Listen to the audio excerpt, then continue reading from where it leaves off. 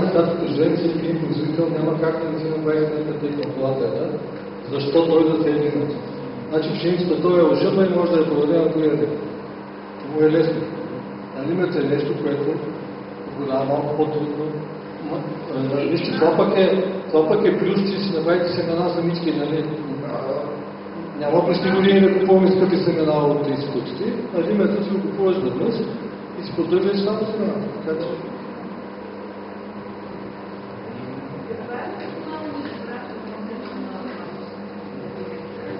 Това е добър въпрос.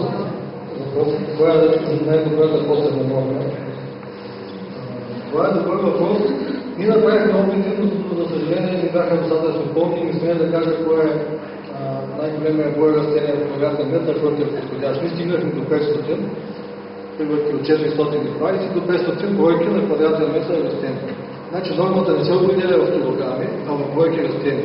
Трябва да се изтеглят семената колко тежат и трябва да се определят килограмите според вида на зърното, защото по-едър лимес трябва да е повече килограми, по-дребен трябва да е по-малко. Ние стигнахме до 500 и извода ни е, че колкото е по-късна цифрената норма, толкова по-добре се справя с периодите и по-добър норма.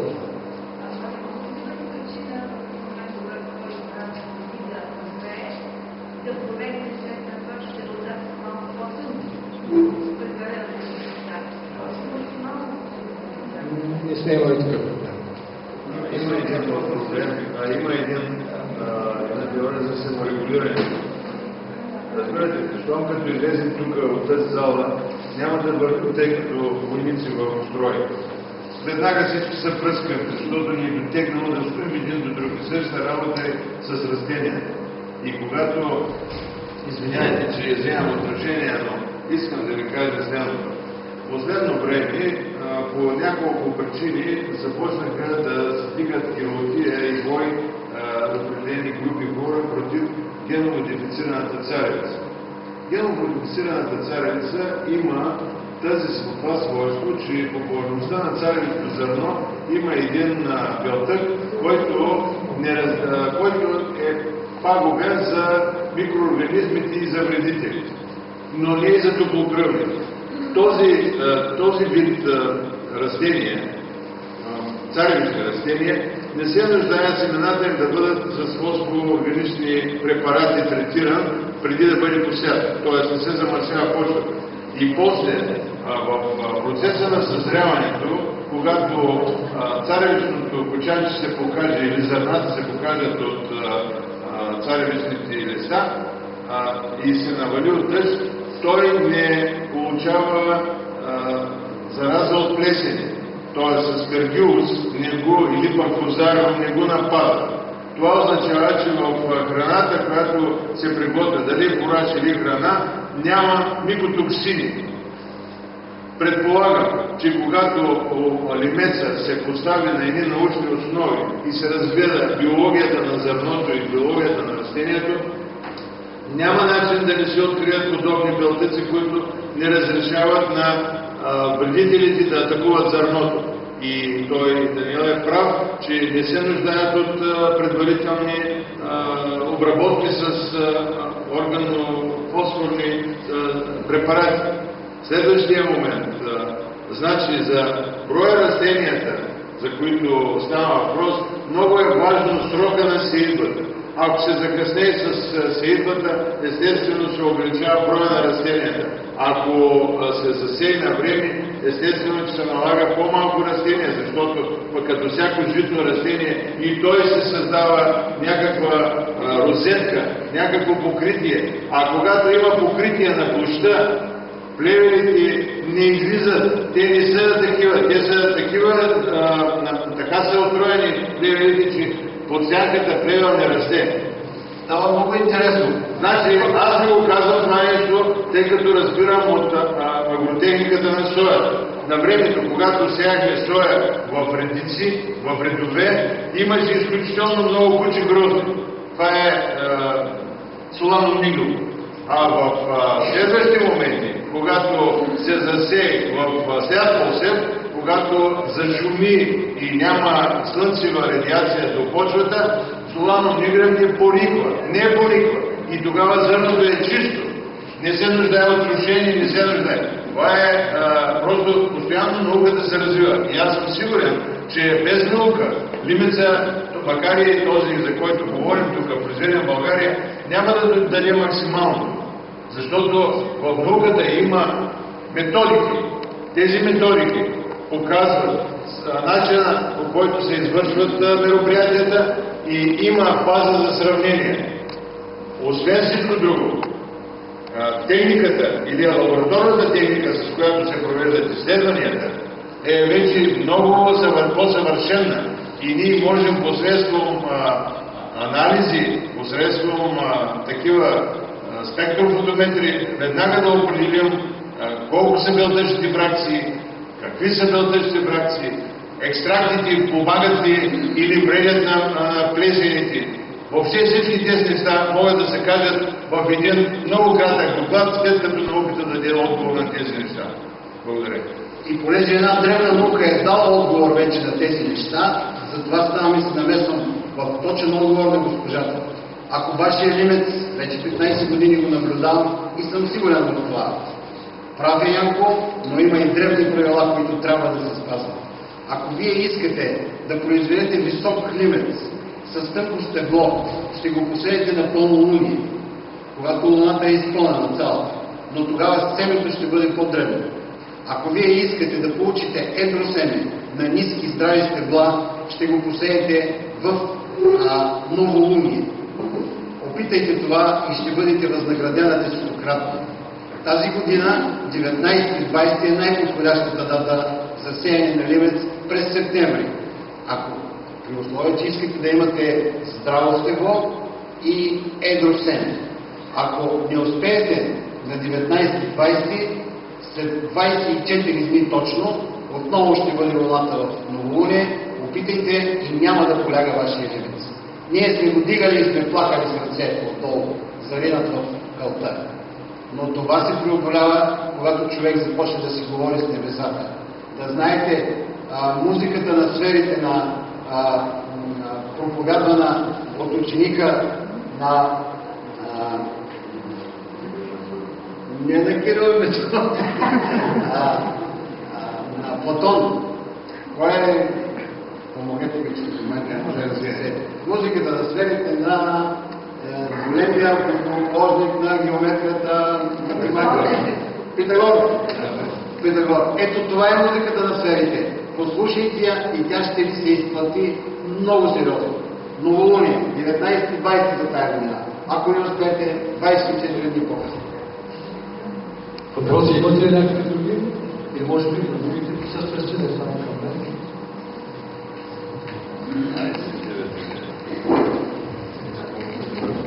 Здравейте, може без микрофона с микрофон, за да ме чувате. Иван Антонов се казвам. Моя опит с Лимец. Така, всичко, което отглеждаме, го даряваме. Така че ако изчакате до 3,5, ще разберете как всеки може да получи просто безплатно семето и така нататък.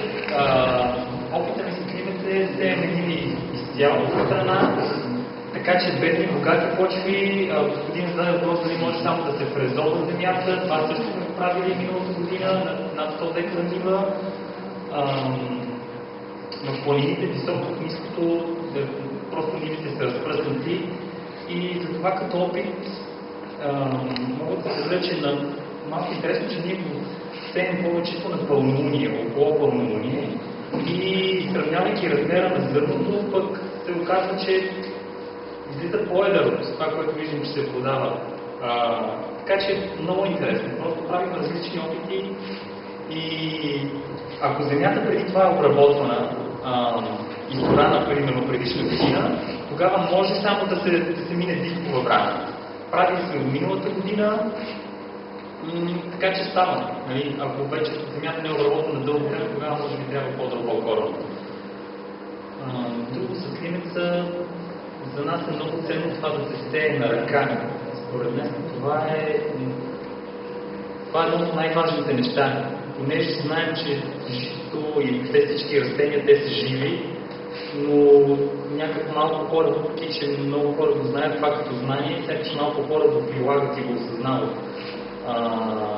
Ясновиждащите, дали ще е Ваня или някой от учителите или Слава те са ни говорили колко живи са растенията и как говорят с тях и така нататък. Дори ние, без да сме ясновидящи, виждаме, че дивеца има жива аура. В смисъл, вижда се как цвете. Това означава, че това нещо живо това семе. И да го засеем машина, това е какво съдение могат да направят. Това е като при човека, въобще при създаването на деца. Въобще ти ли ще го направиш това нещо или ще дадеш машина да го направи, всеки може сам да медитира в тази част, да види как се удовлетворява това нещо. Сеенето е толкова прекрасен процес и е толкова лесен, ще един декар за няколко минути отива и го насява човек. Аз се надявам дори в бъдеще и вярвам, че в след една-две години ще се намерят достатъчно доброволци, които ще осъзнаят силата на сеенето и ако голямите производители разрешат, просто с удоволствие ще отидем и ще им засеем всичките 3000 декари на ръка.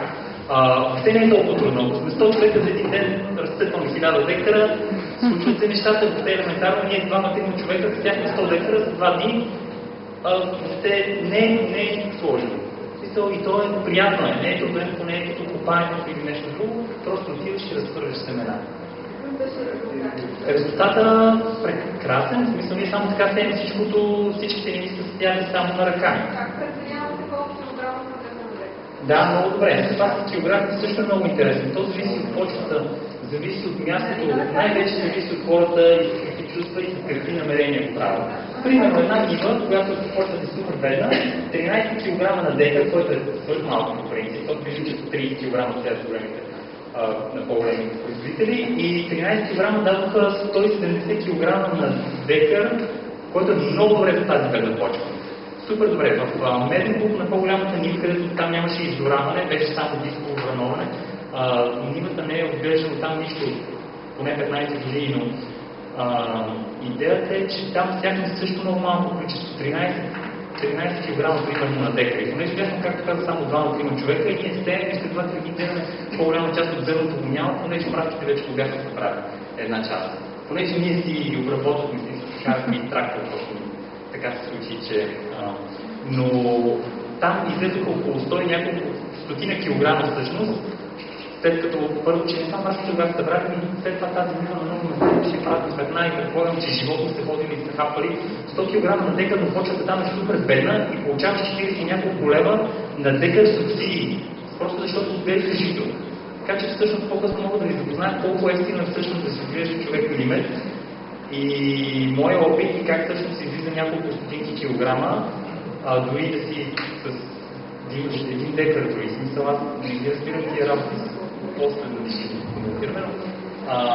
И 100 кг излезе на декар, там и житото излезе около 100 няколко килограма на декар. Са хора, които произвеждат житото, дори с мен, че там просто да такива са добивите. Земята е супер бедна, тя е направо пясък. И именно за тази субсидиите, разбира се, са по-големи.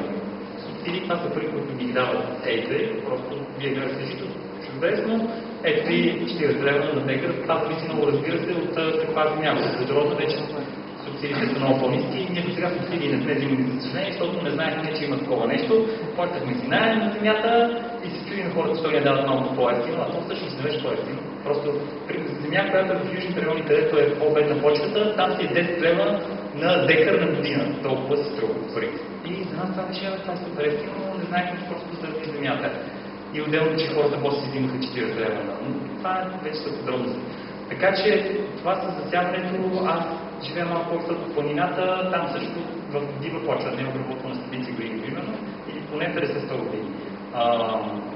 Не знам като килограми колко засях там, но беше удивително, защото при това беше трънни прегледи, просто плоска почва. И тази година виждам, че прегледи ги няма, просто вече са съвсем малко са. В смисъл, така че дивата се е погрижили за прегледчета. Пак това сеенето на ръка наистина е много важно. Просто това отворяване ти духа човека да го хване и да го постави това семенце в земята, това според мен помага много за реколтата, колко когато ще бъде тя. И да, с орането наистина, ако земята е обработвана, според мен човек може да си направи експеримента и да мине само с дискова брана, понеже така спестява и почти половината от разходите по обработването на земята. Смисъл, орането е като цяло най-скъпът процес. Другото, което е за ръстене на лимеца, ние за сега сме чистили на две места. Едното е до Пловдив, при Наско, от него сме супер доволни, той взима левче на килограм, което е доста супер скъп.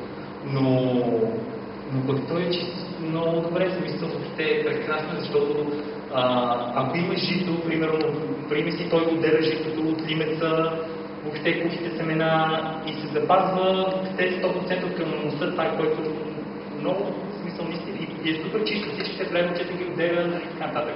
Чистил, например, в София, до София, там е 20 стотинки на килограм. Австрийската машина, половата, скъпата, 20 стотинки за чистото, супер готово, супер хубаво.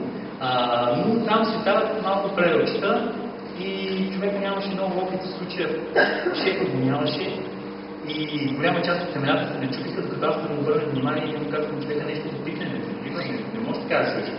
И той смени някакви настройки на машини и тя почна вече да не ги чупи зърната. Така че когато чистите при такива машини, които са, нали, примерно, по-скъпите, в смисъл, хубаво е някой да им въобще да наблюдава и да им казва, виж тук ги чупи и така нататък, за да си вършат хубава работа.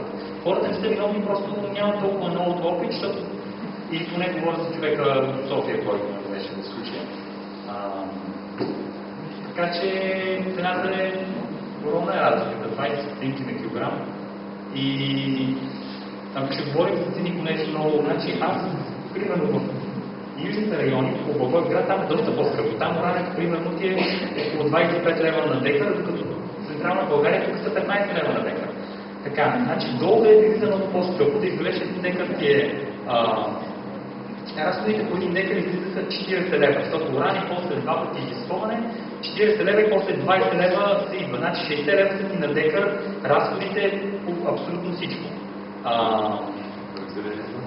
При кое? С прибирането, с 20 лева прибиране говорим. В смисъл с комбайна. Значи 40 лева е при обработването, 25 лева уране и 15 лева вече дискова брана, която да го покрива, който е доста по-скъп, защото в Централна България тази процедура ни е 20 лева, значи на половината се разходи. И 60 лева значи на декар цялата обработка. После и от тия 60 лева излезаха примерно 170 кг, пак казвам, почвата просто е по-бедна и това така, но 170 кг, 60 лева, сметка колко стотинки излиза до тук, 40 стотинки излиза килограм семе, отгледаш, това без да семето ти е да режда. 40 стотинки и отиваш 20 стотинки да ги изчистите, 60 и слагаме и 70, само да ги легче. Просто е така ги слагаме, защото ние ако имаш нещо много личе. И факт, излиза стотинки, смисъл наистина излиза стотинки, миналата година се обаждаш и искат да видят къде кой колко продава производители, които са по-възрастни и не знаят каква е реалната цена, каква е цената на лимица в магазините. Съм попадал на хора, които продават леки 50. Човека беше, имаше няколко тона, леки 50, родопите, рече и така нататък. И питам, как така, че продаваш леки 50? Той казва ми, че толкова излиза на производството. Това няма значение, смисъл. Цените ще падат на лимица. То се вижда, знае се, че ще падат цените. Не знам защо толкова цените са с няколко хиляди процента наценка. Нали? Лошо няма, просто всеки си преценява на каква цена да го продава, но става много трудно да го разпространим лимит, да го възродим, защото колко хора могат да си позволят да си купат лимит за 10-15 лева или тази година една жена ми каза, че е проверила и семето е 6 лева и предлага семето и после го изкупуват на левче. Примерно това е много хубаво, защото цената паднала на 6 лева килограма. Тя иска да се посее примерно 10 декара.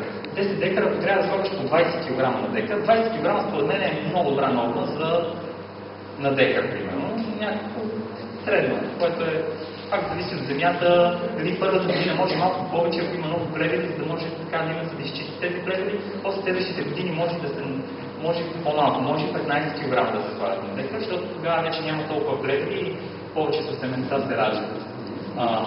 И примерно тази жена иска да сее 10 декара по 20 кг, тя трябва да ги семе 20 по 6, къде отиваме 120, отиваме над 1000 колко лева. Колко хора могат да си позволят да инвестират 1000 и плюс лева само за семе, за да засеят. И това е просто... Затова сме се захванали с тази идея да даряваме семето и така все повече хора ще започват да го отглеждат. Тази година идеята е следната, който желая може да получи семе, да. Условието е после 50% от реколтата да я дари, за да може въобще цялата инициатива да се разпръсне и все повече хора да започнат да сеят.